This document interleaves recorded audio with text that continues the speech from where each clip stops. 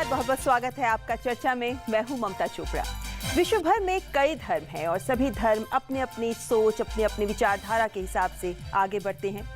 सभी धर्म हैं जिनके अपनी अपनी परंपराएं हैं, हर मजहब की अपनी परंपरा है। लेकिन आज के मौजूदा दौर पे अगर हम देखें तो जिस तरह पूरे विश्व के सामने चरमपंथ, उग्रवाद और धार्मिक कट्टरवाद जैसी समस्याएं मुंह बाए खड़ी हैं, तो ऐसे में जरूरत महसूस होती है एक ऐसी विचारधारा को सामने लाने की जो सभी धर्मों में एकता की बात करे। एक ऐसी विचारधारा जो ये माने कि खुदा एक है, यानी चाहे हम बात वाहिगुरु की करें, जीसस क्राइस्ट की करें, ईश्वर की करें या पैगंबर की करें, सब में वही सर्वशक्तिमान मौजूद है। और ऐसी एक विचारधारा है सूफीवाद की विचारधारा। सूफीवाद जिसके कई गीत, सूफी गीत हम बचपन से भारतवर्ष में सुन सुनकर बड़े भी हुए हैं। सूफी संगीत जो हमारे हृदय की धड़कनों को छू जाता है, और वहीं सूफीवाद जिसके सिद्धांत, सूफी दर्शन जो आत्मा को अंधकार से आत्म के प्रकाश की राह भी दिखाता है। और यही सूफीवाद है जिसके सूफी संत बहुत मशहूर हुए हैं, और ये सूफीवाद है जिसकी जड़ें इस्लाम से जुड़ी हैं। और ऐसे में ये सवाल आज के दौर में उठना भी लाजमी है कि इस्लाम की जड़ों से उपजा ये सूफीवाद क्या आज के दौर में इस्लामिक कट्टरवाद का एक जवाब हो सकता है? क्या आज के दौर की चुनौतियों की अगर हम रुख करते हैं तो क्या हम ये मान सकते हैं कि जिस तरीके से इस्लाम धर्म के प्रेम और शांति के संदेश को आतंकवादी गुट और उग्रवादी गुट अपने तरीके से उस पे जहादी आवरण ओढ़कर उसे अपने तरीके से इस्तेमाल करने की कोशिश करते हैं, उनकी इन नापाक कोशिशों को नाकाम करने में क्या सूफीवाद एक जरिया बन सकता है? कैसे इस्लाम को समझने में सूफीवाद अहम रोल अदा कर सकता है? ये तमाम ऐसे सवाल हैं जिनके जवाब 17 मार्च से राजधानी दिल्ली में शुरू होने वाली विश्व सूफी फोरम में भी तलाशे जाएंगे। और इसी से जुड़े कुछ अहम पहलू हैं जिनकी चर्चा हम आज करेंगे इस कार्यक्रम में। सबसे पहले आपका परिचय करवा देते हैं हमारे साथ मौजूद यहाँ खास मेहमानों के साथ। हमारे साथ यहाँ मौजूद हैं अखलाक उस्मानी जो एक राजनीतिक विश्लेषक हैं। अखलाक जी, बहुत बहुत स्वागत। प्रोफेसर ख्वाजा मोहम्मद इकरामुद्दीन जो जेएनयू में प्रोफेसर हैं, आप भी हमारे साथ मौजूद हैं, बहुत बहुत स्वागत आपका। हमारे साथ कार्यक्रम में जुड़े हुए हैं लेफ्टिनेंट जनरल सेवानिवृत्त सैयद अता हसनन जो कूटनीतिक विशेषज्ञ हैं, आपका भी स्वागत। हमारे साथ यहाँ शुजात अली कादरी जी भी हैं जो जनरल सेक्रेटरी हैं मुस्लिम स्टूडेंट ऑर्गेनाइजेशन ऑफ इंडिया के, युवा पक्ष रखेंगे, बहुत बहुत स्वागत आपका। शौकत भारती वरिष्ठ पत्रकार भी हमारे साथ जुड़े हुए हैं, आपका भी स्वागत। और हमारे साथ हैं जयदीप सिंह ढिंडसा जो सामाजिक विश्लेषक हैं, आप सबका भी स्वागत। और यहाँ पे मौजूद है हमारे साथ जनता जनार्दन भी, आप सबका भी स्वागत करते हैं। और इससे पहले कि हम चर्चा को आगे बढ़ाएं, आइए आपको दिखा देते हैं ये रिपोर्ट।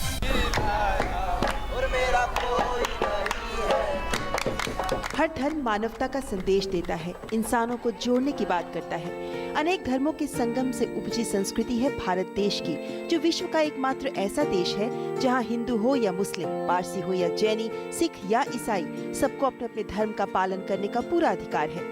अनेकता में एकता और सद्भावना के सिद्धांतों पर आधारित हमारे देश की अपनी अलग पहचान है। और इसीलिए जब आज के मौजूदा दौर में किसी एक धर्म विशेष को जिहादी और कट्टरता के साथ जोड़कर आतंकी और हिंसक गुट लोगों, खासकर युवाओं को बरगलाने की अपनी साजिश में लगे हों, तो धर्म नेताओं पर सही दिशा दिखाने और लोगों का मार्गदर्शन करने का जिम्मा भी आ जाता है। और जब बात धर्म की हो, विचारधारा की हो, तो सूफीवाद आज के दौर की चुनौतियों से निपटने के लिए दिशा दिखा सकता है। भारतीय संस्कृति की ही तरह सूफीवाद में भी शांति, एकता और प्रेम की सोच निहित है। सूफीवाद ही इस्लामिक कट्टरवाद का ठोस जवाब हो सकता है, जो इस्लाम धर्म के शांति और सहनशीलता के संदेश को विश्व में सही मायनों में फैला सकता है।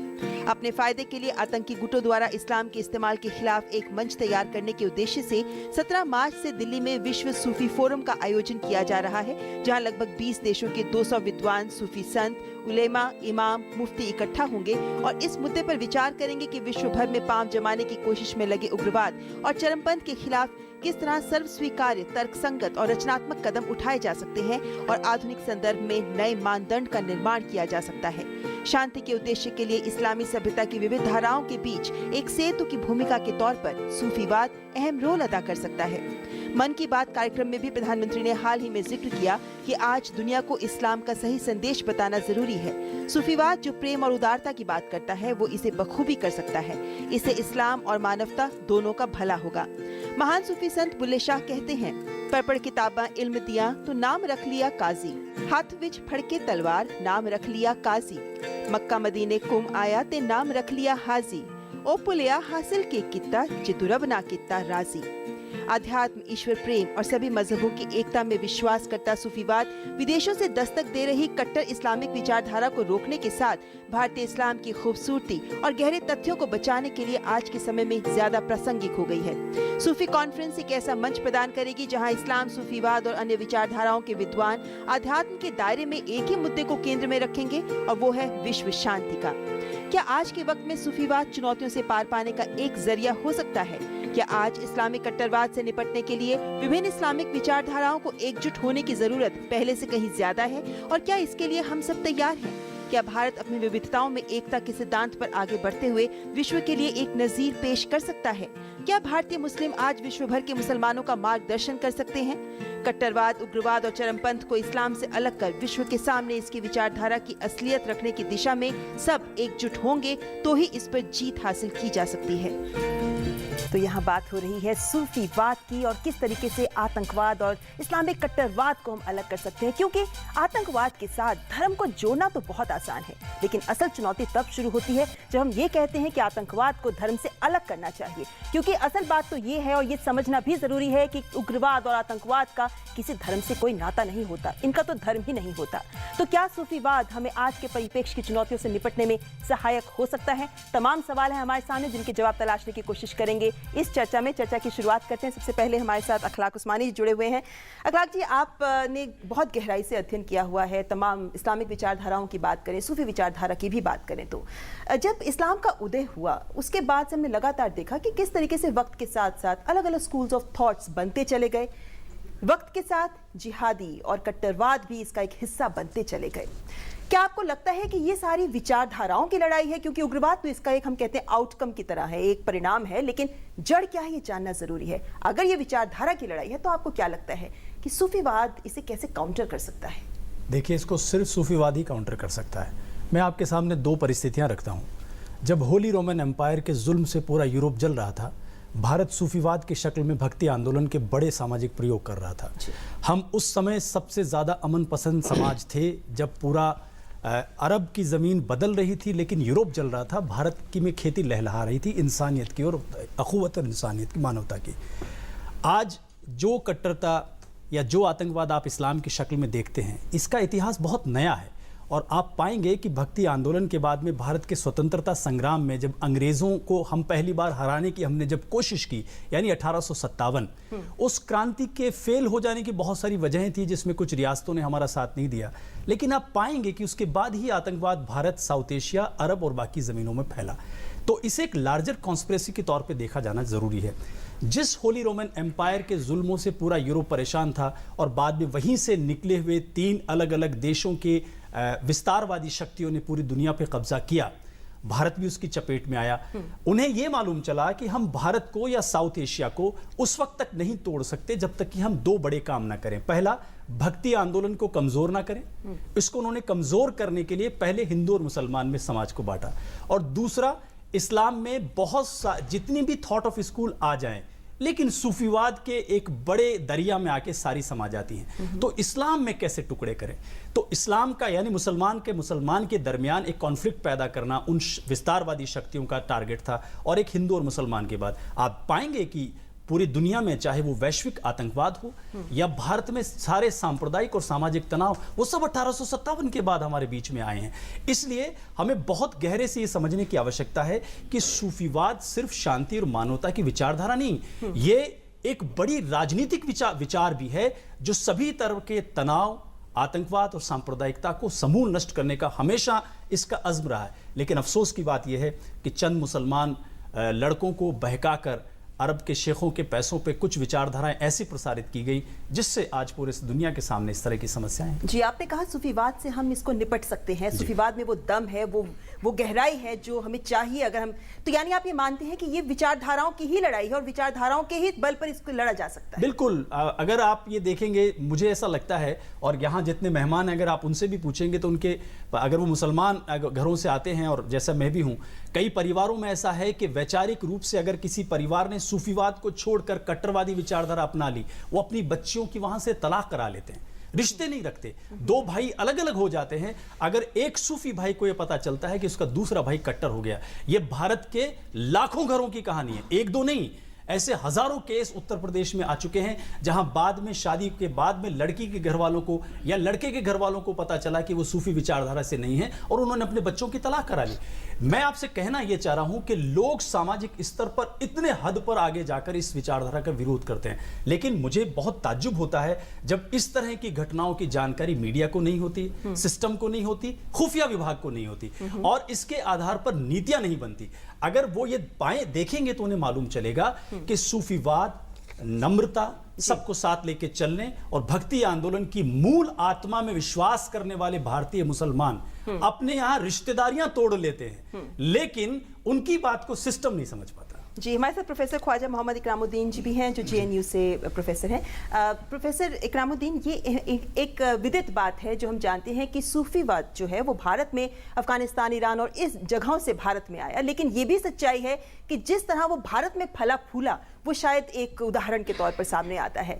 क्या आपको लगता है कि अगर हम वाकई चाहते हैं, जैसा कि अखलाक जी ने कहा कि हाँ ये एक विचारधारा है जिसको सामने लाना चाहिए, ये एक हल हो सकता है, क्या ये जरूरी है? आपको लगता है हम तैयार हैं इस बात को समझने के लिए कि जो इस्लामिक विचारधाराएं अलग अलग बटी हुई हैं, हाँ, उन सबको भी अब एक मंच पर आकर एकजुट होना होगा, खासकर तब जब हम ये भी देखते हैं कि तमाम जो मौलवी हैं, उलेमा हैं, वो कहते हैं कि हमें आईएस के खिलाफ खड़े होना है, वो इस्लाम के विरुद्ध काम कर रहे हैं। तो क्या अब हम तैयार हैं? क्या हमारा इस्लामिक समाज तैयार है इस एकजुटता के लिए? देखिए, इस्लामिक समाज की बात करें, इसको ज़रा समझना पड़ेगा कि इस्लाम एक धर्म है ना। सूफीज़म क्या है? एक ऐसा प्लेटफॉर्म है जो यकीनन इस्लाम का एक रास्ता है, और अगर सूफीज़म को देखना चाहें तो सिर्फ इस्लाम में ही नहीं, बल्कि मैं आगे बढ़ के कहता हूँ कि इस्लाम से पहले के जो मज़ाहिब हैं दुनिया भर में, चाहे वो क्रिश्चियनिटी को ले लें, चाहे यहूदियत ईसाइयत को ले लें, है ना, और बौद्धिज़्म को ले लें, इस्लाम में भी एक बहुत बड़ी रिवायत है, बहुत बड़ी परंपरा रही है सूफीज़म की। उसको दो हिस्सों में बांट के देखना पड़ेगा, तब आप समझ सकते हैं कि सूफ़ी की परंपरा क्या है।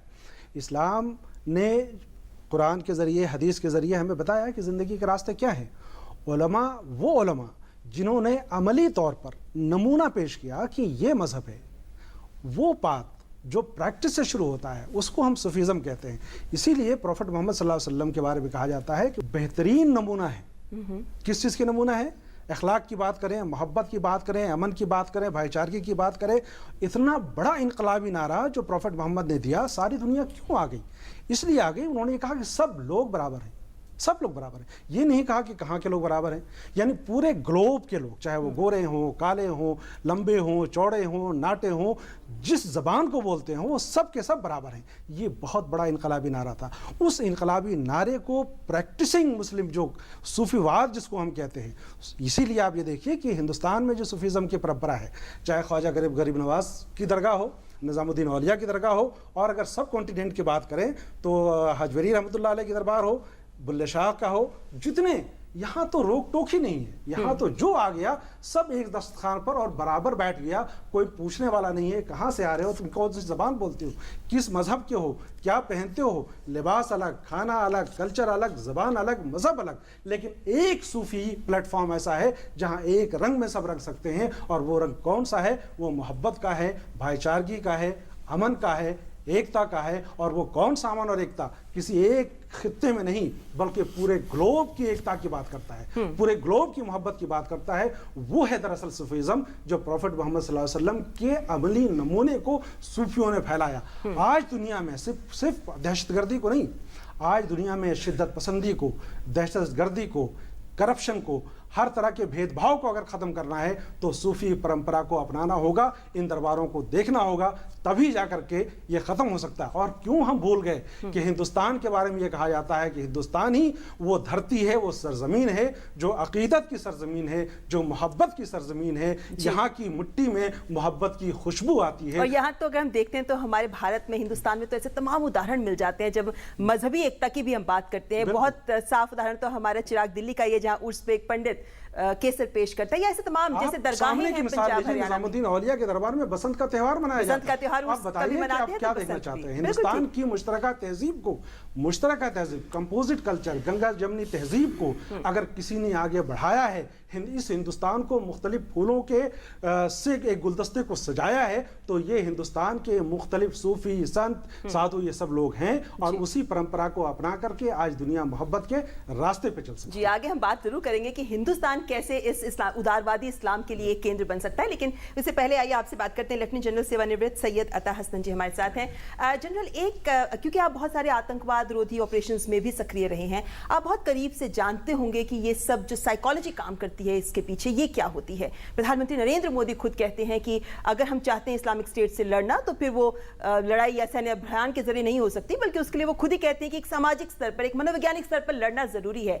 आपने तो खुद इतने करीब से ये ऑपरेशंस देखे हैं, आपको क्या लगता है कि वाकई क्या ये जंग के मैदान से ज्यादा ये जंग विचारों के स्तर पर लड़ी जानी जरूरी है? बहुत खूब, आपने बहुत ही अच्छा सवाल पूछा। सबसे पहले मैं बिल्कुल सहमत हूं जो हमारे प्राइम मिनिस्टर साहब ने कहा है।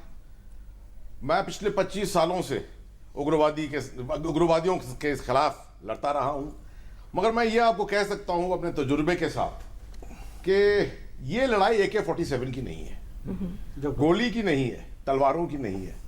आप हद तक ले जाएंगे इसको लड़ाई में, फिजिकल लड़ाई आप करेंगे अपने साथ, बस जब तक आइडियाज आपके, जब तक विचार आपके जो हैं वो सही नहीं जाएंगे, जब तक लोग पहचानेंगे नहीं उनको, तब तक इसका कोई जो है हल नहीं आ सकता। आप मिसाल देख लीजिए, बहुत अच्छी मिसाल है कश्मीर की। कश्मीर में आप पहाड़ियों में चले जाएं, आपको हर जगह पीर बाबा दिखेंगे, और पीर बाबा जैसे जगह कोई ऐसी नहीं होती जिससे सूफी इस्लाम को और कोई शायद पहचान कहीं और इतनी अच्छी नहीं मिलती जैसे पीर बाबा से मिलती है। और वहां आपको क्या मिलता है? हर साल मेले होते हैं। कौन आते हैं वहां पर? मुसलमान कम, सिख ज्यादा, हिंदू ज्यादा जी। अगर आप अजमेर शरीफ चले जाएं, गरीब नवाज में चले जाएं, वहां पर भी जब भी मैं जाता हूं मत्था टेकने के लिए, वहां पर देखता हूं यही कि वहां पर सिख ज्यादा और हिंदू ज्यादा हैं बनस्पत मुसलमानों। वैसे एक आंकड़ा ये भी कहता है कि ज्यादातर इन दरगाहों पर 65% दर्शनार्थी जो हैं वो गैर मुस्लिम होते हैं। बिल्कुल। तो ये देखिए, अल्टीमेटली इसका जो हल है वो है टॉलरेंस, मिडिल पाथ। ये तो आप मुद्दतों से देख लीजिए, बिल्कुल सही कहा कि बुद्धिज्म को अगर आप देख लीजिए तो बुद्धिज्म के अंदर भी जो है एक सूफी ख्याल था कि मिडिल पाथ और टॉलरेंस आपको फॉलो करना है, वही आपको अपनाना पड़ेगा। उसको अब जो है आज की सोसाइटी में उसको कैसे प्रमोट किया जाए, ये सबसे ज्यादा बड़ी आपकी चुनौती हो जाती है इस वक्त। लोग जो है कुछ दहशतगारियों की वजह से लोग जो है कुछ सहमे हुए हैं। मैं कहता हूं कि ज्यादातर अगर इस्लाम में देखा जाए जितने लोग यहां बैठे हैं सब मिडिल पाथ वाले हैं। कोई ऐसा नहीं है जो रेडिकल है, जो कट्टरपंथी है, मगर कट्टरपंथियों की जो छोटी सी माइनॉरिटी है, क्योंकि हथियार उनके पास है, उनके हाथों में है, तो वो पावर जो है वो AK-47 से जो है चल रहा है। उस पावर को आपको डाइल्यूट करना पड़ेगा, उसको काटना पड़ेगा, और वो सिर्फ आइडियाज से हो सकता है, promotion of ideas and nothing else. जी, और आपको लगता है कि सूफीवाद जो है, जिस दर्शन की हम लगातार बात कर रहे हैं, कि वो इस समय सही मौका है जब हम इसको आगे लेकर आना चाहिए? बिल्कुल, इसके अलावा और कोई, बिल्कुल अखलाक साहब ने जो कहा शुरू में, इसके अलावा कोई और है ही नहीं रास्ता। मैं तो कहता हूं कि ये फिलॉसफी जो है, ये तो खुदा की दी हुई फिलॉसफी है जो दी इसी काम के लिए है कि पूरी ह्यूमैनिटी जो है इसको अपनाए ताकि टॉलरेंस और मिडिल पाथ को फॉलो कर सके। यानी ये जैसे हम बात करते हैं धार्मिक उन्माद की, तो उसको धर्म के ही जरिए नियंत्रित किया जाए तो सही है। हमारे साथ यहाँ जुड़े हुए हैं शुजात अली कादरी, आप जनरल सेक्रेटरी हैं मुस्लिम स्टूडेंट ऑर्गेनाइजेशन ऑफ इंडिया के, और युवाओं की बात तो हम हमेशा करते हैं जब बात होती है इस तरीके के कट्टरवादी या इस्लामिक कट्टरवाद की। शुजात, आपको क्या लगता है कि जैसे जब भी हम बात करते हैं कट्टरवाद की, तो युवाओं का संदर्भ हमेशा सामने आ जाता है। आज का युवा कहां तक आपको तैयार लगता है, जैसे हम तमाम बातें कर रहे हैं, कहां तक आपको तैयार लगता है इस नई सोच को लेने के लिए? हम ये मानते हैं कि जो युवा है बड़े व्यवहारिक होते हैं, बड़े वैज्ञानिक सोच रखते हैं, उन्हें कोई कारण देना पड़ता है अगर उन्हें कोई चीज स्वीकार करनी है। क्या आपको लगता है कि हमारा युवा भी सूफीवाद जैसी विचारधारा को स्वीकारने के लिए तैयार है? मेरा ये मानना है कि हिंदुस्तान का युवा, खासकर जो मुस्लिम युवा की अगर हम बात करें, तो अक्सर युवाओं के अंदर सूफिज़म की भावना पाई जाती है, और सूफिज़म की भावना पाई जाती है, उनके अंदर टॉलरेंस पाया जाता है, और सबके साथ मिलनसार की जो भावना होती है वो पाई जाती है। लेकिन यहीं पर कुछ ताकतें ऐसी हैं जो कट्टरवादी सोच रखती हैं। उन युवाओं को ये भी देखा गया है कि एजुकेशन जब लेने जाते हैं, मॉडर्न एजुकेशन, वहाँ पे उनको ऐसी ताकतों से भी उनका सामना होता है जो उनको एक नया आइडिया देते हैं जो कट्टरवाद की तरफ ले जाता है। और चूंकि युवा, आपने बताया कि व्यवहारिक होता है, और उनके अंदर वो सारी अक्ल इतनी मैच्योर नहीं होती कि सारी चीज़ों को समझ सके, तो वो विचारधारा जो कट्टरवाद की तरफ ले जाती है, उसका अल्टीमेट ये कहना होता है कि ये दुनिया, कट्टरवादी विचारधारा का कहना है कि ये दुनिया, यानी जो जिसमें जिंदगी जी रहे हैं, ये एक खास मुद्दत की दुनिया है, 60 साल 70 साल की दुनिया है। असल दुनिया वो परलोक की बात करते हैं, इहलोक की बात नहीं करते हैं। जबकि सूफीवाद इहलोक की बात करता है, उदारता की बात करता है, समानता की बात करता है। कट्टरवादी विचारधाराएं परलोक की बात करती हैं और अल्टीमेट उनका ये होता है कि हमें मर जाना है, हमें मर जाना है। तो जब ये सोचते हैं कि जब हमें मर जाना है और हमारा जो जीवन का मकसद ही मर जाना है, तो कल मरे आज मरे, फिर इस तरीके से उस विचारधारा को एक बढ़ावा दिया जाता है। यानी आपका ये मतलब है कि कहीं ना कहीं युवाओं को ये समझने में थोड़ा वक्त लगता है कि ये सूफीवाद या इस तरीके का क्या कहना चाहते हैं। यहाँ पे प्रधानमंत्री का एक और मैं बयान कोट करना चाहूंगी, जो प्रधानमंत्री ने कहा था कि जो लोग सूफिज्म समझ जाते हैं वो बंदूक नहीं उठा सकते हैं। तो कहीं ना कहीं आपको लगता है कि युवाओं को इसे खींच लाने की जरूरत है, या फिर जैसे हम बात कर रहे हैं कि इस्लामिक विचारधाराओं को एकजुट होकर सूफीवाद के तहत आगे आना चाहिए, आपको लगता है ये भी एक जरूरत है वक्त की? यहाँ बहुत ज्यादा जरूरत इस चीज की है कि गवर्नमेंट इस चीज पे पहल करे कि सूफीवाद की विचारधारा को प्रमोट किया जाए। चूंकि सूफीवाद की विचारधारा की सबसे बड़ी जो चिंता की बात है कि ये इंस्टीट्यूशनलाइज नहीं है, संस्थानिक नहीं है, हमें इसको संस्थानिक बनाना पड़ेगा।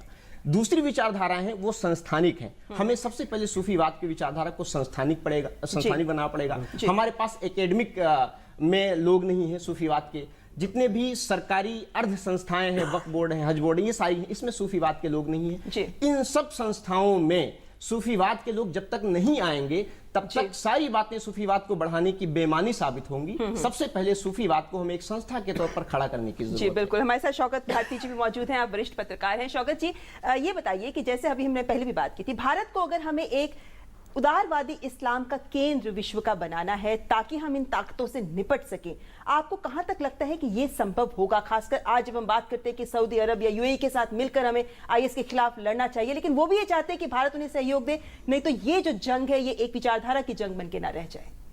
देखिए, मैंने सबकी बातें सुनी और आपका यह सवाल भी सुना। सबसे पहले ये देखना होगा कि ये जो सूफीवाद है इसकी आइडियोलॉजी कहाँ से आई। सूफीवाद उन इस्लामिक उसूलों पर चल रहा है जिसमें कहा गया था कि एक इंसान से 3 रिश्ते हैं, या वो तुम्हारे परिवार का है, या वो तुम्हारे मजहब का है, या तुम्हारा बनाने वाला और उसका बनाने वाला एक है। तो अगर 2 रिश्ते यानी तुम्हारे खानदान के और धर्म के नहीं हैं, फिर भी एक रिश्ते तुम्हारे साथ इंसान के हैं, तो उस इंसानी रिश्ते से सबका ख्याल रखो।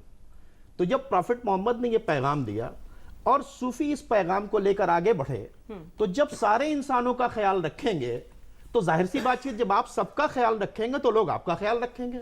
दूसरी बात यह है, अभी आपने एक क्लिप दिखाई थी जिसमें बुल्ले शाह का कोटेशन दिया कि ऊपर वाले को राजी करना। तो ऊपर वाले को राजी करने के लिए, चूंकि सूफी जितने हैं ये हजरत अली को मानते हैं और जितने भी मुरीद बनाते हैं इनको ले जाकर हजरत अली की बैत करते हैं। हजरत अली ने क्या कहा था कि अल्लाह की इबादत और खिदमत खल्क, एक ईश्वर की प्रार्थना और संपूर्ण प्राणियों की सेवा। तो जब संपूर्ण प्राणियों की सेवा करेंगे, सूफीवाद यहां पर आया, जब संपूर्ण प्राणियों की सेवा करेगा तो फिर क्या होगा। हजरत अली अपने जो गवर्नर है उनको एक खत लिखते हैं कि अगर तुमको ऊंट दिए जाएं ज़कात में, तो उन ऊंट को ऐसे रास्ते से लेकर चलना कि जहां के ऊपर पानी का इंतजाम हो, चारागाह हो, उसमें ऐसे ऊंट भी होंगे जो कमजोर होंगे और मजबूत होंगे, तो दोनों को एक स्पीड से ना लेके चलना, और ऊंटनी का दूध इतना ना दूध लेना कि उसका बच्चा प्यासा रहे। तो जानवरों के राइट्स के ऊपर जो बातचीत करते हैं, ठीक है। तो इस्लाम ने क्या किया, एक ऊंट के बच्चे के राइट्स की बातचीत की है। इन्हीं सारी चीजों को लेकर, क्योंकि मनकुंतो मौला हो फहाजा अलियुन मौला के बगैर कोई भी कव्वाली हो, कोई भी उर्स शुरू नहीं होता सूफियों का। यही वजह है कि वो जब लेकर आए तो उन्होंने इंसान को इंसान समझा, और जब आप इंसान को इंसान समझेंगे तो फिर आप उसके साथ हमदर्दी करेंगे। यही वजह थी कि आप देखिए कि उन्होंने भूखों का ख्याल करने की बातचीत की, तो उनके यहां जो लंगर होता था, हिंदुस्तान के अंदर जितने लंगर होते थे, क्योंकि जब खाने के लिए भूखा आएगा तो किसी भी मजहब का आदमी आ जाएगा, तो उन्होंने उस लंगर खाने में गोश्त का इस्तेमाल नहीं किया, क्योंकि अगर लंगर खाने के लिए आ रहा है तो न जाने किस जात का आदमी है, ऐसा ना हो कि गोश्त की वजह से उसको कराहियत हो। तो जब आप दूसरों के एहसास को, दूसरों की चीजों को समझेंगे, प्यार बांटेंगे, तो ये सारी बातें होंगी। लेकिन परेशानी क्या हो रही है, उन चीजों को रोक दिया गया और इन तमाम चीजों को शिर्क और बिदत बना दिया गया और 4 इंजेक्शन बना दिए गए, शिर्क, बिदत, हूर, जन्नत। ये एक आइडियोलॉजी आई गई। ये नज से शुरू हुई। एक इंजेक्शन लगाया किसी को कि ये सब कब्रों पर जाना, मजारों पर जाना, ये शिर्क है, ये मूर्ति पूजा है, बुत परस्ती है। टेलीविजन चैनल्स के ऊपर ऐसे प्रोग्राम आए यहां के ऊपर कि बाकी बाबा लोगों की बात तो छोड़ो, मोहम्मद साहब से मांगना हराम है।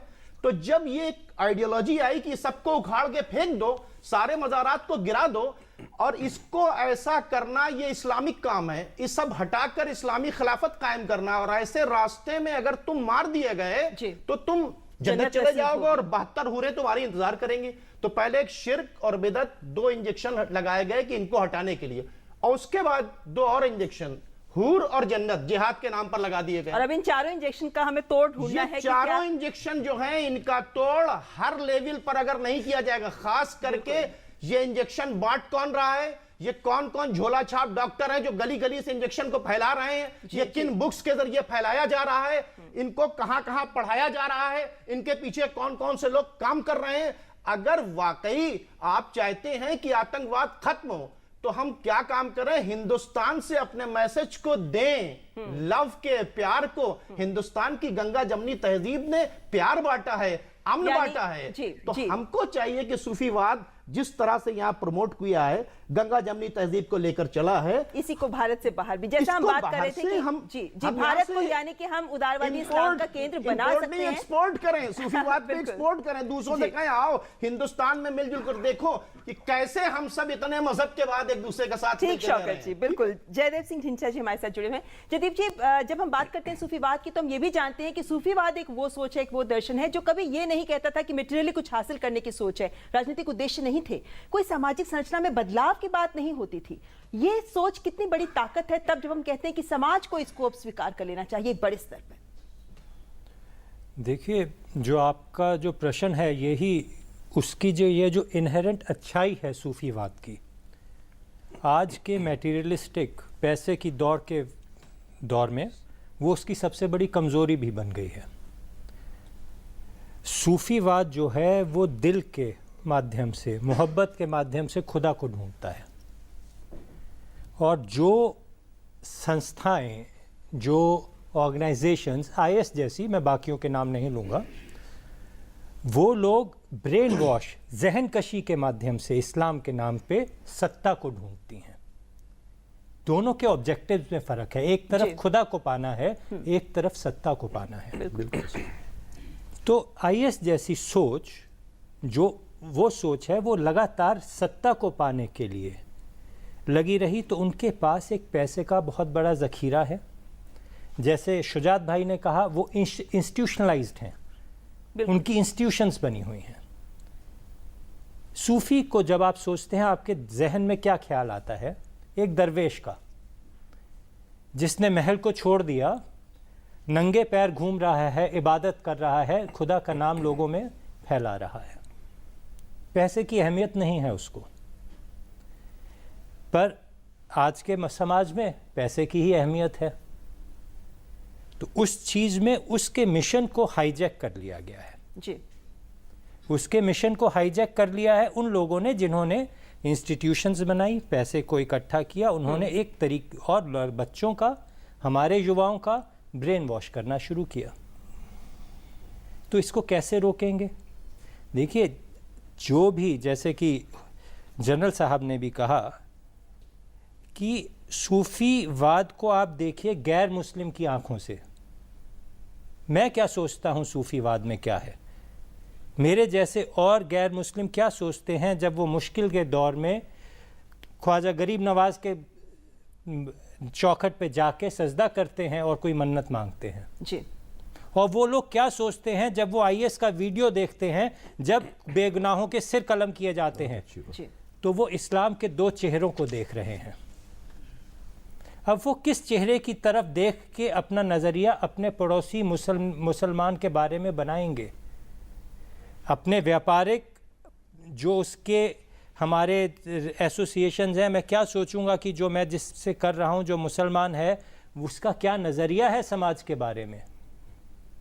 तो हम तो चाहते हैं कि सूफीवाद बढ़े, हम चाहते हैं उनको ताकत मिले, पर उनको ताकत भी तब मिलेगी जब एक और एक वो 11 तब होंगे जब हम उनके साथ हाथ बढ़ाएंगे। बिल्कुल, तो ऐसे में ये जरूरी है कि वक्त के साथ हम सूफीवाद की जरूरत को समझते हुए इसको भी आगे बढ़ाएं। यहाँ पर आपकी बात का एक और जवाब ये भी होगा जयदीप जी कि इसका मतलब ये भी हो जाता है कि ये जिम्मेदारी हम सिर्फ धार्मिक संगठनों या धर्म गुरुओं तक नहीं छोड़ सकते, लेकिन शायद हर सच्चे मुसलमान तक ये जिम्मेदारी पहुंचनी चाहिए कि वो इसको जिम्मेदारी समझकर आगे आए और सूफीवाद को आगे बढ़ाए। ढींसा जी, यहाँ पर हम वापस आएंगे, लौटेंगे इस चर्चा में, लेकिन फिलहाल यहाँ पर वक्त तो चला एक ब्रेक का। आप बने रहे हमारे साथ, देखते रहें चर्चा में।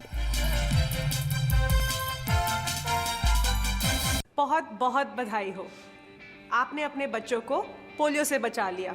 लेकिन जब तक दुनिया में पोलियो का एक भी केस है, पोलियो का खतरा बना हुआ है। इसीलिए अब सरकार देश में पोलियो इंजेक्शन की शुरुआत कर रही है ताकि आपके बच्चे को मिले डबल सुरक्षा। अब अपने 1 साल से छोटे बच्चे को टीकाकरण सत्र में पोलियो की तीसरी खुराक के साथ जरूर दिलवाएं पोलियो का इंजेक्शन। क्यों राधा, इससे क्या होगा पता है ना? हाँ दीदी, पोलियो से डबल सुरक्षा हमेशा के लिए। याद रहे, पोलियो की तीसरी खुराक के साथ जरूर दिलवाएं पोलियो का इंजेक्शन।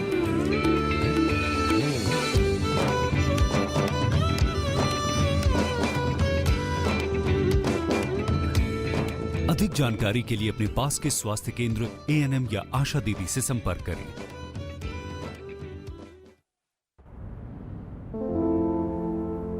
मैं अमिताभ बच्चन आज आपके सामने वो कहने जा रहा हूं जो मैंने पहले कभी नहीं कहा। मैं एक रोगी, हेपेटाइटिस बी का रोगी। 1982 में कुली फिल्म की शूटिंग के दौरान मेरे साथ एक दुर्घटना हुई। ऑपरेशन करवाना पड़ा और मेरे शरीर में 60 बोतल खून चढ़ाया गया। खून का कोई एक सैंपल हेपेटाइटिस बी इन्फेक्टेड था जो मेरे लिवर तक पहुंच गया। कई सालों बाद आम जांच के दौरान जब इसका पता चला तो मुझे यह भी पता चला कि मेरा 1/4 लिवर ही बचा हुआ है। लेकिन सही इलाज के बाद आज मैं आपके सामने खड़ा हूं और काम कर रहा हूं। हेपेटाइटिस बी से बचने का पहला उपाय है शिशु के जन्म पर पहला टीका लगवाएं और पहले साल में 3 और नियमित टीके लगवाएं। ये आपका पहला कदम होना चाहिए। मुफ्त टीकाकरण के लिए अपने पास के स्वास्थ्य केंद्र जाएं और पूरी जानकारी लें। देखिए, ये जो हेपेटाइटिस बी है, इससे हम डरेंगे नहीं, लड़ेंगे। किशोर अवस्था हम सब की जिंदगी का बहुत ही अहम पड़ाव होता है, जिसमें हम सब बहुत ही महत्वपूर्ण शारीरिक और मानसिक बदलावों से गुजरते हैं। इस उम्र में खून की कमी यानी अनीमिया काफी आम है, जिसके कारण कमजोरी, चिड़चिड़ापन और थकान जैसी शिकायतें आती हैं। सप्ताह में एक बार आईएफए की नीली गोली लेना किशोर अवस्था में विकास के लिए सहायक होता है। ये नीली गोली शासकीय शालाओं, आंगनबाड़ी केंद्रों और शासकीय स्वास्थ्य संस्थाओं में निशुल्क मिलती है। मैं आशा करती हूँ कि आप सब किशोर और किशोरियां साप्ताहिक आईएफए की इस नीली गोली का सेवन जरूर करेंगे। धीरे धीरे सब जान गए हैं कि हम जैसे बिना एमआरपी, वजन और यूज बाय डेट लिखे हुए पैकेट गलत हैं। हाँ, तभी तो कोई हमें अपने साथ नहीं ले जाना चाहता है। उम्मीद मत छोड़ो पैकेट भाई, कोई तो होगा ही जिसे दुकानदार चाचा बेवकूफ बना लेंगे। सही पैक पर वस्तु की कीमत, वजन, निर्माता कंपनी का नाम तथा इस्तेमाल की तारीख जरूरी है। आप बताइए, आप जानने वालों में से हैं या बेवकूफ बनने वालों में से? जागो ग्राहक, जागो। भारत में लगभग 3 करोड़ विकलांगजन हैं, किंतु हमारे सरकारी भवन, अस्पताल, विद्यालय विकलांगजनों के लिए सुगम्य नहीं है। यही हाल हमारे रेलवे स्टेशन, बस स्टॉप, बसों तथा रेलगाड़ियों का है। हमारी वेबसाइट्स यदि W3C सुगम्यता मापदंडों को पूरा नहीं करती तो वे दृष्टिबाधित और श्रवण बाधित व्यक्तियों के लिए पूरी तरह उपयोगी नहीं है। आइए हम बाधा रहित वातावरण का निर्माण करें। सुगम्य भारत अभियान। देश का प्रत्येक विकलांगजन अन्य सामान्य व्यक्तियों के समान स्वावलंबी होकर सम्मान और गरिमा के साथ जीवन यापन करे।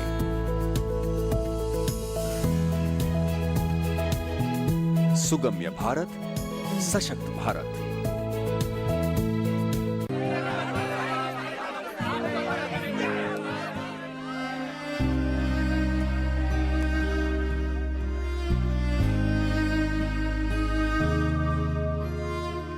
क्या बात है राशिद, फर्स्ट डिवीजन में पोस्ट ग्रेजुएशन करने के बाद भी तुम उदास हो? लेकिन सर वो सोच रहे होगे कि खर्चा कहाँ से आएगा? हाँ, चिंता मत करो, अब जिंदगी की दौड़ में तुम जैसे स्टूडेंट्स को पीछे मुड़कर देखने की कोई जरूरत नहीं होगी, क्योंकि अब तुम्हारे साथ है Maulana Azad national fellowship. Fellowship हमारे लिए सर? हाँ, तुम्हारे लिए और अल्पसंख्यक समुदाय के उन स्टूडेंट्स के लिए जिनकी सालाना पारिवारिक आय 2.5 लाख रुपए से कम है और जिन्होंने किसी भी सरकारी विश्वविद्यालय से जूनियर रिसर्च फेलोशिप या एमफिल के लिए आवेदन दिया है।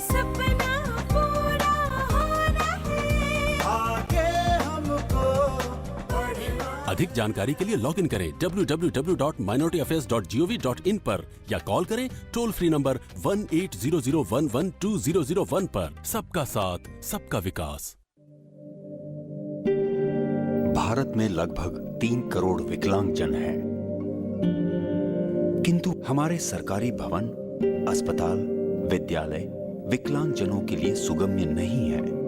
यही हाल हमारे रेलवे स्टेशन, बस स्टॉप, बसों तथा रेलगाड़ियों का है। हमारी वेबसाइट्स यदि W3C सुगम्यता मापदंडों को पूरा नहीं करती तो वे दृष्टिबाधित और श्रवण बाधित व्यक्तियों के लिए पूरी तरह उपयोगी नहीं है। आइए हम बाधा रहित वातावरण का निर्माण करें। सुगम्य भारत अभियान। देश का प्रत्येक विकलांगजन अन्य सामान्य व्यक्तियों के समान स्वावलंबी होकर सम्मान और गरिमा के साथ जीवन यापन करे।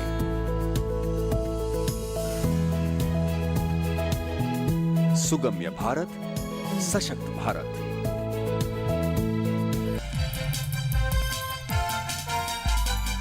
तो चर्चा में एक बार फिर ब्रेक के बाद आपका स्वागत है। यहाँ लगातार हम बात कर रहे हैं कि किस तरीके से इस्लामिक कट्टरवाद के लिए जवाब हो सकता है सूफीवाद, और यहाँ पर लगातार हमारे मेहमानों के साथ चर्चा जारी है। यहाँ पर इस चर्चा को आइए लेकर चलते हैं हमारे दर्शकों के बीच। हमारे साथ जनता भी जुड़ी हुई है, उनके सवाल लेते हैं और जानते हैं कि वो इस मुद्दे को लेकर वो क्या सोचते हैं। एक ही सफ में खड़े हो गए महमूद और अयाज, ना कोई बंदा रहा ना कोई बंदा नवाज। इस्लाम में सब लोग बराबर हैं। एक मैसेज देते हैं, अगर कोई प्रधानमंत्री भी नमाज पढ़ने मस्जिद में जा रहा है तो वो भी वहीं खड़ा होगा, कोई गरीब आ रहा है तो वो पहले चला जाएगा, वो सफ में होगा। तो इस्लाम में आतंकवाद की कोई जगह नहीं है। IS की जहाँ तक बात है, इस देश का मुसलमान IS के खिलाफ है और हमें सरहदों पर भेजा जाए हिंदुस्तान के मुसलमानों को, उनसे लड़ने के लिए हम तैयार हैं। जी, मैं शायर हूँ आरिफ देहलवी में सूफियाना 2 शेर पढ़ देता हूँ। आप तारीख के औराख पलट कर देखें, किस तरह कब तलक मदद आई, ऐब से जब तलक बचे मुस्लिम, गैब से तब तलक मदद आई। जी, बहुत बढ़िया। कोई सवाल पूछना चाहते हैं? जी हाँ, आतंकवाद को एक इस्लाम से जोड़कर ना देखा जाए, क्योंकि हिंदुस्तान का मुसलमान आतंकवादी नहीं है। जी बिल्कुल। आप कोई सवाल पूछना चाहेंगे? जैसे अभी आपने कहा कुछ देर पहले आपने कहा था जो सूफीज़म को समझ जाएगा वो आतंकवादी नहीं बनेगा या आतंकवादी नहीं हो सकता जो सूफीज़म को समझ जाएगा, लेकिन हकीकत ये है कि जो मुस्लिम इसको मजहब को, जो इस्लाम मजहब को समझ जाएगा वो आतंकवादी बनेगा ही नहीं। सबसे बड़ा सवाल ये है कि सूफीज़म नहीं, अगर इस्लाम समाज को भी, इस्लाम धर्म को भी समझ जाएगा तब भी वो आतंकवादी नहीं बनेगा। जी, इसीलिए कोशिश है कि क्या सूफीवाद को इस्लाम को के सही सिद्धांतों को सही तरीके से आगे पहुंचाने का एक जरिया बन सकता है। जी, आपका सवाल। मेरा एक क्वेश्चन है सुजात साहब से कि इन्होंने बोला था कि हमें आइडियोलॉजी का जवाब आइडियोलॉजी से देना होगा, हमें एक इंस्टीट्यूशन की ज़रूरत होगी। मेरा सवाल ये है कि जब हम अपने हिस्ट्री में देखते हैं तो चंगेज़ खान जैसा इंसान, जिसका बेटा हलाकू खान, जब उसका पोता तगरल खान जब इंडिया पे अटैक करता है तो अटैक करते करते वो दिल्ली आके रुक जाता है और कुतुबुद्दीन बख्तियार काकी मज़ार पर जाके फातिहा पढ़ता है। तो कहीं ना कहीं हम, मेरा सवाल ये, कहीं ना कहीं हम फेल हो गए अपने उस आइडियोलॉजी को नए सिरे से करने में, फैलाने में। शुजात जी, मैं आपकी बात जो आपने कहा कि कहीं ना कहीं हम फेल हो गए, दरअसल यहाँ पे सूफियों के साथ एक बहुत बड़ा अलमिया रहा है कि उन्होंने अपने आप को ख़ासकर जो पॉलिटिकल अफेयर्स है उससे बिल्कुल अलग कर रखा, जिसकी वजह से वो मेन स्ट्रीम से बाहर हो गए। इनका मेन स्ट्रीम से बाहर होना, दूसरी तरफ जो सऊदी अरब, कतर, इनसे रियाल के जरिए दूसरी कट्टरवादी विचारधारा को प्रोत्साहित किया गया, बढ़ाया गया। ये मेन वजह है सूफियों का मेन स्ट्रीम से बाहर होना, उसकी जगह उस कट्टरवादी विचारधारा को जो कतर और सऊदी अरब के रियाल पर पलती है उसको आगे बढ़ाया जाना। जी, उम्मीद करते हैं आपको जवाब मिल गया होगा। और सवाल? बहुत अच्छी बात कही शुजात साहब ने कि जो कतर और सऊदी के रियाल जो आ रहे हैं, बेशक मानते हम इस बात को, सही बात है। और जयदेव साहब ने भी कहा कि जहन को लोगों के जो है अपने मतलब के कब्जे में कर लिया है नौजवानों के आजकल, तो वो सबसे अहम वजह यही है कि सऊदी और रियाल कतर का जो रियाल हिंदुस्तान और बाहर बैरूनी ममालिक में जा रहा है, सबसे अहम मुद्दा यही है। दहशतगर्दी तभी ख़त्म हो सकती है और आईएस तभी मिट सकता है जब इनके रियाल को रोका जाए। जी, और सवाल? मेरा सवाल ये है कि सूफीज़्म का जो तरीका है, तो आज के दौर में उस तरीके को हम कैसे फैलाएंगे, मतलब लोगों के दरमियान आम कैसे करेंगे? जी, और कोई सवाल? जी, I have two questions. One is how much was Gandhi a product of Sufi and Bhakti movements? And the second question is, why are there a dire lack of modern day Sufis in India? And how can we incorporate Sufism in modern day institutions to counter caste system? जी, professor साहब आप जवाब देना चाहेंगे इस बात का? बिल्कुल। देखिए ऐसा है, पहले तो एक बात है कि जो मज़हब के हवाले से बहुत अच्छा इसका मज़हब के हवाले से जो कहा जाता है, बल्कि डराया जाता है अक्सर कि ये करोगे तो जहन्नम में जाओगे, ये करोगे तो जन्नत में जाओगे। ठीक है, तो ये जन्नत और जहन्नम के सिर्फ एक महदूद तस्वुर को सामने रख करके इसको ख़त्म करना होगा। और गालिब की ज़बान में अगर हम कहें, ज़रा मुश्किल लफ्ज़ है, मैं उसका तर्जुमा भी करूँगा कि ताअत में ता रहे न मऊ अंगबी की लाग, यानी कहते हैं कि जब जन्नत में जाएंगे तो वहाँ शराब की नहरें बह रही होंगी, दूध की और शहद की नहरें बह रही होंगी। कहते हैं कि इबादत करने में इसकी चाहत नहीं होनी चाहिए कि जन्नत जाएंगे तो वहाँ शहद और शराब सारी चीज़ें मिलेंगी।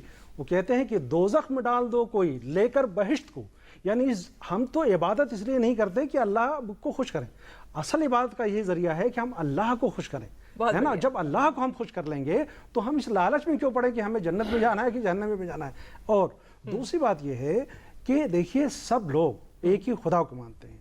वो शायर ने ऐसे एक शेर में इसका जवाब देना चाहता हूँ कि जग में आकर इधर उधर देखा, जग में आकर हर जगह देखिए, जहाँ भी हिंदुस्तान पाकिस्तान पूरी दुनिया में जाके देखिए, जग में आकर इधर उधर देखा तू ही आया नजर जिधर देखा, यानी हर जगह अल्लाह है। आप अल्लाह की कुदरत को समझने की कोशिश करिए और देखिए कि हर चीज में खुदा बोल रहा है। अखलाक जी, जो इन्होंने शेर सुनाया वो राबिया बसरी एक महान महिला सूफी संत हुई हैं, उन्होंने कहा कि आग लग जाए जन्नत को, मैं इसलिए इबादत नहीं करती कि मुझे जन्नत जाने की ख्वाहिश है, मैं इबादत इसलिए करती हूँ कि मेरा रब इबादत के लायक है। सूफिज़म इस्लाम को ओढ़ता नहीं है, सूफिज़म इस्लाम में समा जाता है। और इस्लाम की जो बाकी अन्य धाराएं हैं, मैं उसके बारे में बहुत ज़्यादा टिप्पणी तो नहीं करूंगा, परंतु जो कट्टरवादी विचारधारा पिछले 200 साल में पनपी है वो इस्लाम का ढोंग करती है, नाटक करती है और इस्लाम के प्रतीकवाद का प्रचार करती है। नमाज ऐसे पढ़ो, हज में ऐसे जाओगे, पजामा इतना ऊंचा होना चाहिए, तुम्हारी दाढ़ियां इस तरह से कटी हो। दरअसल जो सूफिज्म है वो रब की याद में खो जाने का नाम है। और जो अन्य विचारधाराएं हैं, जो कट्टरवादी विचारधाराएं, वो पा लेने को इस्लाम समझती हैं, सूफिज्म खो देने को इस्लाम समझती है। बहुत बढ़िया जी, आपका सवाल। जी, मेरा क्वेश्चन ये है कि जी आज हमारे जो दहशतगर्दी के लिए जो सूफिज्म लड़ रहा है, उसमें सबसे बड़ा रोड़ा क्या है, इंटॉलरेंस या वहाबियत? इसका जवाब लेंगे, लेकिन पहले कुछ और सवाल ले लेंगे। सर एक्चुअली मुझे पूछना था, जो बुनियादी विचारधारा होती है उसे बदलना थोड़ा मुश्किल होता है क्योंकि वो सबकॉन्शियस माइंड के अंदर बैठ जाती है। तो जैसे आईएएस वगैरह ये लोग हिप्नोथेरेपी का यूज़ करते हैं अपने बात को मनवाने के लिए, ब्रेन वॉश करने के लिए। तो आप जो आइडियोलॉजी इम्प्लीमेंट करने वाले हैं या इम्प्लीमेंट करना सही रहेगा देश के अमन के लिए, शांति के लिए, दुनिया के लिए, तो इसके लिए हमारे डॉक्टर्स की हेल्प लेनी ज़रूरी नहीं है। हिप्नोथेरेपी इस टाइप से हम इस आइडियोलॉजी को साइंटिफिक तरीके से लोगों के पास पहुँचाएँ। जनरल साहब आप बोलेंगे इसके बारे में? या देखिए, आपका क्वेश्चन बेसिकली फंडामेंटलिज्म के ऊपर है, ठीक है।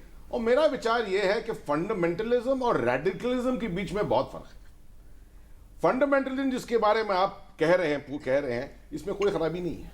आप अपने मजहब के सिद्धांतों को फॉलो करिए, जिस तरीके से लिखा गया है उनको फॉलो करिए। मगर जिस वक्त आप कहते हैं कि हर आदमी को, हर दूसरे मजहब को भी आपके सिद्धांतों को फॉलो करना पड़ेगा, वो रेडिकलिज्म हो जाता है। लेकिन जब वो कहते हैं कि हिप्नोथेरेपी जैसे तरीके इस्तेमाल कर रहा है आईएस, तो क्या उसके खिलाफ भी एक वैज्ञानिक सोच लेकर बढ़ना जरूरी है? जी हाँ, बेसिक इसको एनालिसिस करने की जरूरत है, बेसिकली जरूर। मगर ये चीजें साइंटिफिक तरीके से ज्यादा कम और मैं समझता हूं ह्यूमन तरीके से ज्यादा इनको देखना चाहिए। जी बिल्कुल, आखिरी सवाल। मेरा क्वेश्चन ये है कि जो सूफीनिज्म जो खत्म होती चली जा रही है उसको बचाने के क्या प्रयास होने चाहिए सरकार या जनता की तरफ से? मैं आपको जवाब देता हूँ उसका। जी। मेरे ख्याल में आपको इससे बड़ी मिसाल, भारतीय फौज से बड़ी मिसाल आपको कहीं नहीं मिलेगी। आपने सुना होगा शायद क्या, इंडियन आर्मी के अंदर, इंडियन आर्म फोर्सेस के अंदर हमारा एक चीज होती है सरद धर्म स्थल। एक घर के अंदर चारों मजहब के झंडे ऊपर, चारों मजहब के चिन्ह अंदर, और चारों मजहब के लोग एक साथ बैठकर और सजदा करते हैं। सब जितने फेस्टिवल होते हैं उनको साथ मनाते हैं। ये जो है typical promotion of tolerance, promotion of middle path, यही है। अगर आप कश्मीर की पहाड़ियों पे चले जाएं और जितने आपको पीर बाबा दिखेंगे, सबके का ख्याल कौन रख रहा है? आज भारतीय फौज रख रही है। कोई वहां पर बाहर से कोई मौलवी साहब नहीं आते हैं करने की, सब हमारे जवानी होते हैं जो सुबह रात दिए जलाना, उनके खैर खिदमत करना, सब करना, वो सब हमारे ही लोग करते हैं। जी बिल्कुल, ऐसे उदाहरण हमें हरियाणा पंजाब में मिल जाते हैं, जहां तमाम दरगाहें जिन छोड़कर मुसलमान पाकिस्तान गए थे, उनको आज सिख और हिंदू ही उनकी देखभाल करते, वही वहां दिए जलाते हैं। फिलहाल यहाँ पर रुकेंगे छोटे से ब्रेक के लिए। आप बने रहे हमारे साथ कार्यक्रम चर्चा में। किशोर अवस्था हम सबकी जिंदगी का बहुत ही अहम पड़ाव होता है, जिसमें हम सब बहुत ही महत्वपूर्ण शारीरिक और मानसिक बदलावों से गुजरते हैं। इस उम्र में खून की कमी यानी अनीमिया काफी आम है, जिसके कारण कमजोरी, चिड़चिड़ापन और थकान जैसी शिकायतें आती हैं। सप्ताह में एक बार IFA की नीली गोली लेना किशोर अवस्था में विकास के लिए सहायक होता है। ये नीली गोली शासकीय शालाओं, आंगनबाड़ी केंद्रों और शासकीय स्वास्थ्य संस्थाओं में निःशुल्क मिलती है। मैं आशा करती हूँ कि आप सब किशोर और किशोरियां साप्ताहिक IFA की इस नीली गोली का सेवन जरूर करेंगे।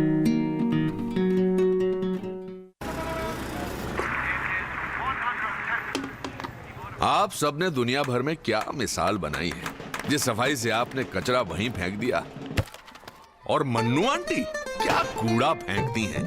ओलंपिक्स के गोला फेंकने वाले भी शर्मा जाएं। और ये देखिए, लक्ष्मी भाभी की सफाई तो गांव-गांव में प्रसिद्ध है।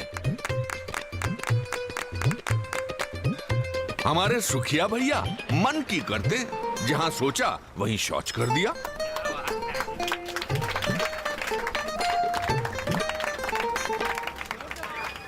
ये देश जो आप ही का घर है, उसे क्यों गंदा करते हैं? थोड़ी शर्म कर लो, सोच स्वच्छ कर लो। अगर एक बार 125 करोड़ देशवासी तय कर लें कि मैं गंदगी नहीं करूंगा, तो दुनिया की कोई ताकत नहीं है जो हिंदुस्तान को गंदा कर सकती है। स्वच्छ भारत, एक कदम स्वच्छता की ओर। 70 के दशक से पूर्व भारत को दूसरे देशों से खाद्यान्न का आयात करना पड़ता था, परंतु हरित क्रांति के पश्चात इस देश में अन्न की पैदावार इतनी बढ़ गई कि न केवल वो हमारे लिए पर्याप्त था, वरन उसका निर्यात भी होने लगा। पर इसका मतलब ये नहीं है कि हम खाद्यान्न की इस तरह बर्बादी करें। भगवान श्री कृष्ण ने हांडी में बचे हुए एक दाने से भोजन करके ये संदेश दिया कि अन्न का आदर करो। अन्न का अनादर ईश्वर का अनादर है। अन्न का सम्मान हो, ये हमारी संस्कृति है। बहुत बहुत बधाई हो, आपने अपने बच्चों को पोलियो से बचा लिया। लेकिन जब तक दुनिया में पोलियो का एक भी केस है, पोलियो का खतरा बना हुआ है। इसीलिए अब सरकार देश में पोलियो इंजेक्शन की शुरुआत कर रही है, ताकि आपके बच्चे को मिले डबल सुरक्षा। अब अपने 1 साल से छोटे बच्चे को टीकाकरण सत्र में पोलियो की तीसरी खुराक के साथ जरूर दिलवाएं पोलियो का इंजेक्शन। क्यों राधा, इससे क्या होगा पता है ना? हाँ दीदी, पोलियो से डबल सुरक्षा हमेशा के लिए। याद रहे, पोलियो की तीसरी खुराक के साथ जरूर दिलवाएं पोलियो का इंजेक्शन।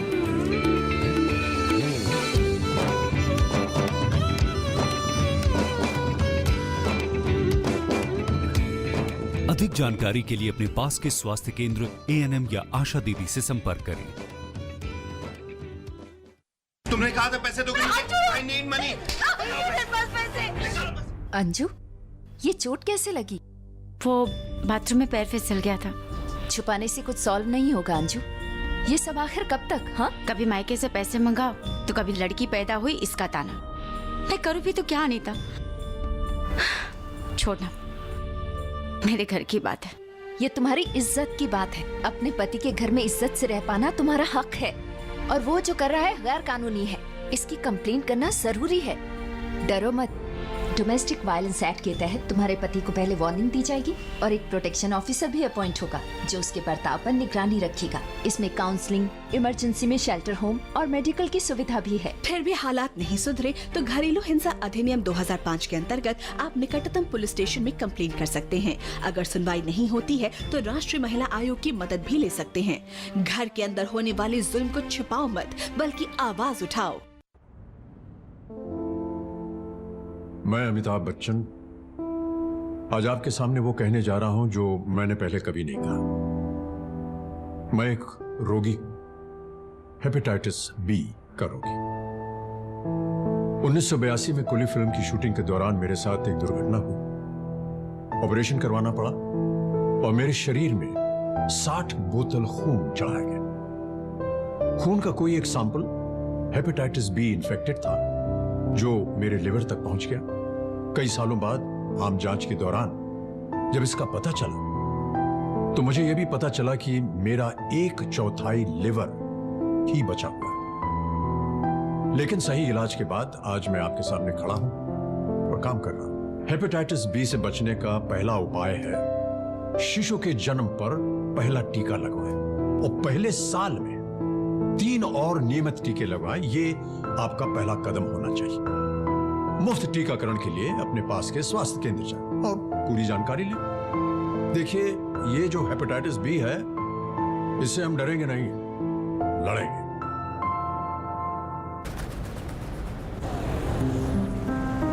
ये चांदनी का चौक है। ये रविंद्र का सेतु है। मारीना का बीच है ये आजाद का मैदान है। खड़े सिंह दा मार गया। चित्तरंजन का एवेन्यू है ये। अन्ना का नगर यही है। गंगा की है ये नदी। ये लक्ष्मी की कॉलोनी है। बंकिम का स्ट्रीट है ये। नरीमन का पॉइंट है ये। और मैं तुम्हें इसे गंदा नहीं करने दूंगा। यहाँ कचरा नहीं फेंकने दूंगी। पान नहीं थूकने दूंगा। केले का छिलका नहीं फेंकने दूंगी। अगर एक बार 125 करोड़ देशवासी तय कर ले कि मैं गंदगी नहीं करूंगा तो दुनिया की कोई ताकत नहीं है जो हिंदुस्तान को गंदा कर सके। स्वच्छ भारत, एक कदम स्वच्छता की ओर। तो हमारे दर्शकगण ने तमाम सवाल सामने रखे जिनसे तमाम पहलू भी सामने आए। आइए अब कंक्लूडिंग कमेंट्स ले लेते हैं हमारे मेहमानों से। अखलाक जी, जाते आते आपके क्लोजिंग कमेंट्स क्या होंगे? मेरा कमेंट ये है कि दुनिया में इस्लाम के बारे में, पूरी दुनिया में करीब 55 मुल्क ऐसे हैं जो इस्लाम का घर है, यानी जहां मुसलमान बहुसंख्या में हैं। लेकिन उन सारे मुल्कों ने मिलकर इस्लाम पे उतनी किताबें नहीं लिखी हैं जितनी अकेले भारत ने लिखी है। ये कहा जाता है कि इस्लाम अरब से बरहना निकला, नंगे बदन निकला, उसको फारस ने जेवर और कपड़े पहनाए, लेकिन वो जिया हिंदुस्तान में। उसने जो जहां घर पसंद किया वो भारत को पसंद किया। तो भारत एक आइडियल है। मैं शौकत भारती साहब की बात को बहुत ज्यादा सब्सक्राइब करता हूं कि इस्लाम को जीना कैसे है ये भारत एक्सपोर्ट कर सकता है। और आज आप देखिए कि जो सूफिज्म के घर थे, खासतौर से ईरान में तो है, जिंदा है, लेकिन सेंट्रल एशिया जहां सोवियत का राज रहा, चाहे ताजिकिस्तान, किर्गिजिस्तान, उज्बेकिस्तान, कजाकिस्तान, वहां पर अब सूफिज्म सिर्फ किताबों में रह गया है। वहां से भी जो सूफी संत यहाँ हैं, उन्होंने इस्लाम को हिंदुस्तान में जिंदा कर दिया। इसलिए बहुत जरूरत है कि भारत इस इस्लामी रूहानी मिशन की पेशवाई करे। बहुत बढ़िया। प्रोफेसर साहब, देखिए, मैं एक बात कहना चाहता हूँ कि हिंदुस्तान में सूफीज़म ने जिस तरह से अपनी जगह बनाई थी, वो बुनियाद सिर्फ एक थी कि सब बराबर हैं, मोहब्बत, भाईचारगी, अमन और अखुवत। आज भी वो चीज़ें मौजूद हैं। मसला ये है कि उसके मानने वाले तकरीबन पूरे हिंदुस्तान में 70 से 80% के आसपास हैं, लेकिन उनको हम लोग दिखाते नहीं। मीडिया, आज का ज़माना मीडिया का है, ना सोशल मीडिया पे, ना इलेक्ट्रॉनिक मीडिया पे, ना प्रिंट मीडिया पे। चीज़ें कौन सी नज़र आती हैं? जिसने एक लफ्ज़ गलत किसी के खिलाफ बोल दिया, नेगेटिव चीज़ बोलने वाले छाए रहते हैं, जो पॉजिटिव काम कर रहे हैं। सब हिंदुस्तान के सोशल इंस्टीट्यूशंस को अगर आप देखें तो खानकाहें एक बहुत बड़ी सोशल इंस्टीट्यूशन रही हैं, और आज भी आप हिंदुस्तान के इस कोने से लेके उस कोने तक, इधर से लेके इधर तक, हर तरफ चले जाएं, आज भी वो खानकाहें मौजूद हैं। आज भी वही सिस्टम मौजूद हैं। हज़ारों हज़ार लोग आते हैं और एक पीर के हुक्म पे लाखों मुरीद एक जान निछावर करने को तैयार होते हैं, जिनका सिर्फ एक सबक होता है कि अपने मन में डूब कर पाजा सुरागे जिंदगी। अगर जिंदगी का पता लगाना है तो अपने मन में डूब कर पाजा सुरागे जिंदगी। तू अगर मेरा नहीं बनता न बन, अपना तो बन। और ये अपनायत वो है इंसान बनना जिसके बारे में ये कहा गया था कि घर से मस्जिद है बहुत दूर, चलो ये कर लें। घर से मस्जिद है बहुत दूर, चलो ये कर लें। किसी रोते हुए बच्चे को हंसाया जाए। यही तो इंसानियत की इबादत है और यही सूफियाना तरीका सिखाता है आपको। बिल्कुल जनरल साहब, मैं अखलाक साहब की बात थोड़ा आगे बढ़ाता हूँ थोड़ी और। मैं ये समझता हूँ कि इसको अगर स्ट्रेटेजिक तरीके से देखें कि आप इस्लाम के अंदर मिडिल पाथ कैसे प्रमोट करेंगे और सूफियत जो है ये खास तौर पे कैसे काम आ सकती है, तो मैं कहूँगा कि जिस तरह से भारत का इस्लाम है, इंडियन इस्लाम है, दुनिया भूल जाती है कि 175 मिलियन मुस्लिम यहाँ पर हैं जो कि इस तरीके से खुल मिल कर रह रहे हैं, मिडिल पाथ और टॉलरेंस को फॉलो कर रहे हैं हर वक्त। ये खिलाफत की बात भूल जाइए, ये बात देखिए कि किस तरह से इस 175 मिलियन मुस्लिम्स को आप एक कोर ग्रुप समझिए और इसकी फिलॉसफी को अगर आप दुनिया में फैलाने की कोशिश करें तो शायद इससे ज्यादा अमन बटेगा। तो इसी तरीके से भारत एक नजीर पेश कर सकता है विश्व के सामने। शुजात जी, मेरा ये कहना है कि हिंदुस्तान को अगर सूफीवाद को बढ़ाना है और वाकई ये बढ़ाना चाहती है तो हमें उन देशों का जायजा लेना होगा कि जिन देशों में 10 साल पहले, 5 साल पहले, 20 साल पहले कट्टरवाद पूरी तरीके से पनप रहा था, लेकिन आज वही देश शांति का स्थल बने हुए हैं। एग्जाम्पल देके कहता हूं मैं, बोस्निया है, तंजानिया है, चेचनिया है। सरकार उन देशों के उन स्ट्रेटेजिक का अध्ययन कराए और उनको हिंदुस्तान में लागू करने की कोशिश करे जिससे हिंदुस्तान में ये विचारधारा कट्टरवाद की ना पनपने पाए। शौकत जी, देखिए मैं अखलाक साहब की बात से इत्तेफाक करता हूँ। जो राबिया साहब का शेर नहीं वो कौल है कि मैं ना जन्नत की, हजरत अली कहते हैं ना मैं जन्नत की इबादत इसलिए करता हूँ कि न जहन्नम की लालच वो खौफ में, न जन्नत की लालच में। तू लायक इबादत है इसलिए मैं तेरी इबादत करता हूँ। दूसरी बात यह है कि उसको राजी करना है। उसको राजी करने के लिए आप नफरत करके उसे राजी नहीं कर सकते, मोहब्बत करके उसको राजी कर सकते हैं। आप किसी को कत्ल करके उसको राजी नहीं कर सकते, किसी की जान बचाकर उसको राजी कर सकते हैं।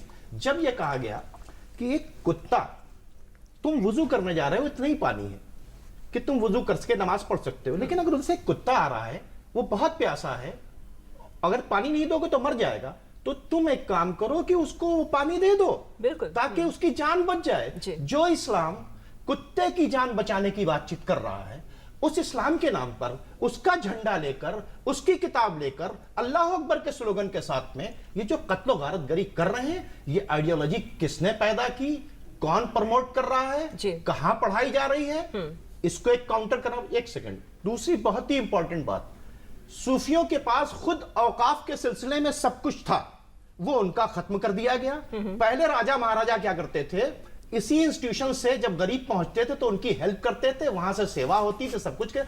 सरकार ने सारी मदद सूफिया इंस्टीट्यूशन से छोड़ वो कर दिया, औकाफ से उनके तमाम लोगों को हटा दिया, उनकी तमाम मसाजिदों को कब्जा कर दिया।